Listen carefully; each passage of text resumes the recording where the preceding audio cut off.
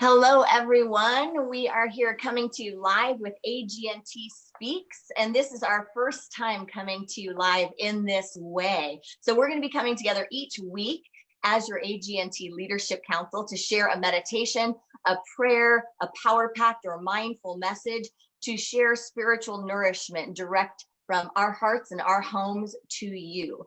I am your host, Erin McCabe, and I come to you live from Unity Village Chapel, from Unity headquarters in Missouri, with a passion to inspire mindfulness, to cultivate care, and to inspire action.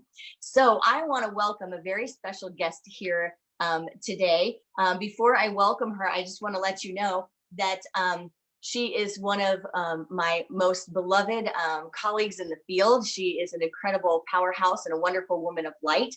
And each week when you come together for AGNT Live, you are going to get to experience different global New Thought leaders from the field. So we have the Reverend Dr. Michael Beckwith, we have Reverend Kevin Ross, we have Reverend Dr. Ken Gordon. There are so many amazing lights, and we were looking at different ways to come to you to offer spiritual support, to collect our consciousness together, to create and inspire. And so you'll be able to check in Central Time at noon every Wednesday for this live stream. And if you want to get up close and personal, hop into the Zoom room. So if you are online right now and you're wondering how to get onto the Zoom room, just go ahead and look at the link in the event below this live stream, and you will be able to hop into that room right now. So I want to welcome the Reverend Temple Hayes from First Unity Spiritual Campus in Florida, where she serves. And it's an amazing spiritual campus, and she has an amazing consciousness. So I am so glad. So Temple, welcome today. And what do you have to share with us today? Thank you. Well, I just have been saying all along, to me, this is the most exciting time that we've ever lived. And that's, to me, what the principles of New Thought have always given me, that wherever we are, with whatever the externals are, they are the externals. And what we're building is what's inside of us. You know, it's like Ralph Waldo Emerson said, what lies before us and what lies behind us are tiny matters compared to what lives within us. And I think, to me, that often is a confusion in the New Thought teachings, because some of us can say, I feel excited about what's going on, or, you know, I'm willing to look at the world at large, and, you know, I see we have suicide issues and we have activism and stuff like that. Is that we don't live in a either or choice. We're not black and white. We are both and. And so we wouldn't have unity if Myrtle Fillmore wasn't willing to say, I have something and I want to not have it. You know what I mean? There's something going on and I want to use my wisdom, and I want to be guided because I don't want to have it because I want to live. So she didn't say, let's pretend it's not going on. She didn't say, I can't talk about it. Oh my God, it's too negative.